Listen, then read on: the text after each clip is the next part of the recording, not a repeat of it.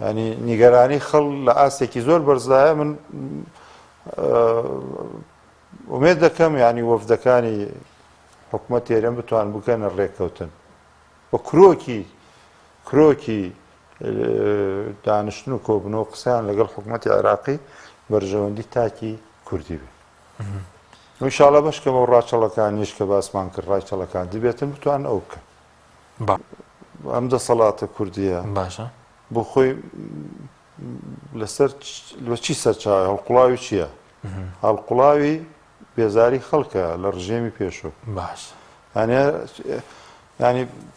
مەڵەن بەرەی کوردستانی کە هاتون و ڕاپەڕین کراوە نیە ڕاپەڕین جەماوەەر نەیکرد هەر کورد نەبوون لەبەرەوە ینی پێم وایە دەسەڵاتی کوردی بە زەحمەتی نەزانێ خەڵک ینی بتەقێتەوە کە تۆ سەرکوتی بکەیت خزمەتگوزاریەوە کا دەرەنجامەکەیشی دیار نەبێ دەرنانجامەکەی دیار نەبێت چی لێدی ئەم هەرێمە ئایا باشتر ئەبێ یان خراپترە بێ بۆ هیچ زەمینەیەک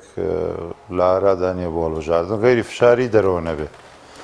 فشاری نەتەوەی گرتوەکان و فشاری نوێنەری ئەمریکایەکان کە هاتوون وڵاتانی ڕۆژاوە